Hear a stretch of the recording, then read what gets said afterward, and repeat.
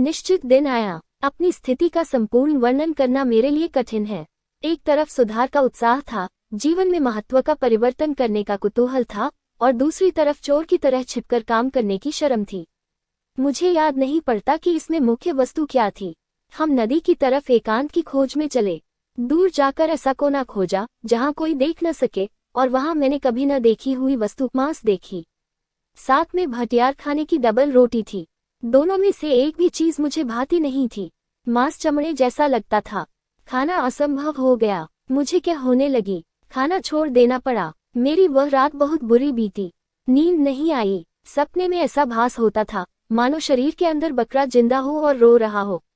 मैं चौंक उठता, पछताता और फिर सोचता कि मुझे तो मांसाहार करना ही है, हिम्मत नहीं हारनी है। मित्र भी हार खाने वाले नहीं थे। उन्होंने अब मांस को अलग अलग ढंग से पकाने, सजाने और ढकने का प्रबंध किया। नदी किनारे ले जाने के बदले किसी बावर्ची के साथ बातचीत करके छिपे छिपे एक सरकारी डाक बंगले पर ले जाने की व्यवस्था की और वहां कुर्सी, मेज वगैरह सामान के प्रलोभन में मुझे डाला। इसका असर हुआ। डबल रोटी की नफरत कुछ कम पड़ी, बकरे की दया छूटी और मांस का तो कह नहीं सकता, पर मांस वाले पदार्थों में स्वाद आने लगा। इस तरह 1 साल बीता होगा और इस बीच 5-6 बार मांस खाने को मिला होगा, क्योंकि डाक बंगला सदा सुलभ न रहता था और मांस के स्वादिष्ट माने जाने वाले बढ़िया पदार्थ भी सदा तैयार नहीं हो सकते थे। फिर ऐसे भोजनों पर पैसा भी खर्च होता था। मेरे पास तो फूटी कौड़ी भी नहीं थी, इसलिए मैं कुछ दे नहीं सकता था। इस खर्च की व्यवस्था उन मित्र को ही करनी होती थी। उन्होंने कहां से, कैसे व्यवस्था की, इसका मुझे आज तक पता नहीं है।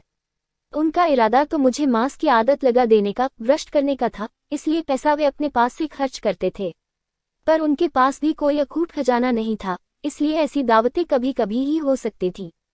जब जब ऐसा भोजन मिलता, तब तब घर पर तो भोजन हो ही नहीं सकता था। जब माताजी भोजन के लिए बुलाती, तब आज भूख नहीं है, खाना हजम नहीं हुआ है, ऐसे बहाने बनाने पड़ते थे। ऐसा कहते समय हर बार मुझे भारी आघात पहुंचता था। ये झूठ, सो भी माँ के सामने।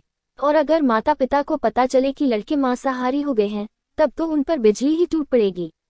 ये विचार मेरे दिल को कुरेदते रहते थे, इसलिए मैंने निश्चय किया, मांस खाना आवश्यक है, उसका प्रचार करके हम हिंदुस्तान को सुधारेंगे, पर माता पिता को धोखा देना और झूठ बोलना तो मांस न खाने से भी बुरा है।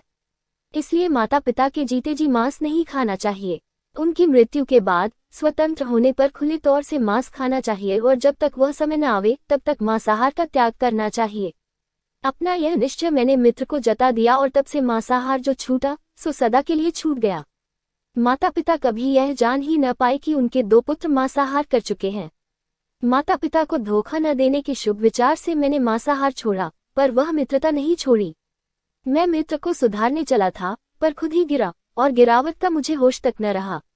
इसी सोहबत के कारण मैं व्यभिचार में भी फंस जाता।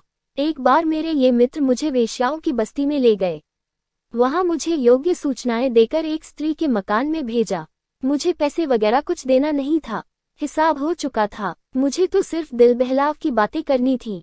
मैं घर में घुस तो गया, पर जिसे ईश्वर बचाना चाहता है, वह गिरने की इच्छा रखते हुए भी पवित्र रह सकता है। उस कोठरी में मैं तो बिल्कुल अंधा बन गया। मुझे बोलने का भी होश न रहा। मारे शर्म के सन्नाटे में आकर उस औरत के पास खटिया पर बैठा, पर मुंह से बोलना निकल सका। औरत ने गुस्से में आकर मुझे 2-4 खरी खोटी सुनाए और दरवाजे की राह दिखाई। उस समय तो मुझे जान पड़ा कि मेरी मर्दानगी को आवा बट्टा लगा, और मैंने चाहा कि धरती जगह दे तो मैं उसमें समा जाऊं। पर इस तरह बचने के लिए मैंने सदा ही भगवान का आभार माना है।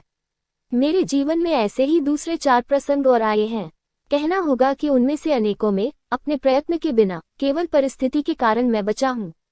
विशुद्ध दृष्टि से तो इन प्रसंगों में मेरा पतन ही मां www ना जाएगा। चूंकि मैंने विषय की इच्छा की, इसलिए मैं उसे भोग ही चुका।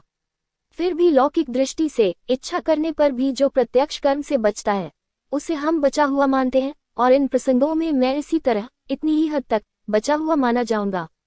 फिर कुछ काम ऐसे हैं जिन्हें करने से बचना व्यक्ति के लिए और उसके संपर्क में आने वालों के लिए बहुत लाभदायक होता है, और जब विचार शुद्धि हो जाती है तब उस कार्य से बच जाने के लिए वह ईश्वर का अनुग्रहित होता है। जिस तरह हम यह अनुभव करते हैं कि पतन से बचने का प्रयत्न करते हुए भी मनुष्य पतित बनता है, उसी तरह ये भी एक अनुभव सिद्ध बात है कि गिरना चाहते हुए भी अनेक संयोगों के कारण मनुष्य गिरने से बच जाता है। इसमें पुरुषार्थ कहाँ है? दैव कहाँ है, अथवा किन नियमों के वश होकर मनुष्य आखिर गिरता या बचता है, ये सारे गूढ़ प्रश्न हैं। इनका हल आज तक हुआ नहीं, और कहना कठिन है कि अंतिम निर्णय कभी हो सकेगा या नहीं। पर हम आगे बढ़ें। मुझे अभी तक इस बात का होश नहीं हुआ था कि इन मित्र की मित्रता अनिष्ट है। वैसा होने से पहले मुझे अभी कुछ और कड़वे अनुभव प्राप्त करने थे। इसका बोध तो मुझे तभी हुआ जब मैंने उनके अकल्पित दोषों का प्रत्यक्ष दर्शन किया। लेकिन मैं यथासंभव समय के क्रम के अनुसार अपने अनुभव लिख रहा हूँ, इसलिए दूसरे अनुभव आगे आएंगे। इस समय की एक बात यही कहनी होगी। हम दंपति के बीच जो कुछ मतभेद पैदा होता या कलह होता, उसका एक कारण यह मित्रता भी थी। मैं ऊपर बता चुका हूँ कि मैं जैसा प्रेमी वैसा ही वहमी पति था। मेरे वहम को बढ़ाने वाली यह मित्रता थी, क्योंकि मित्र की सच्चाई के बारे में मुझे कोई संदेह था ही नहीं। इन मित्र की बातों में आकर मैंने अपनी धर्मपत्नी को कितने ही कष्ट पहुंचाए हैं। इस हिंसा के लिए मैंने अपने को कभी माफ नहीं किया है।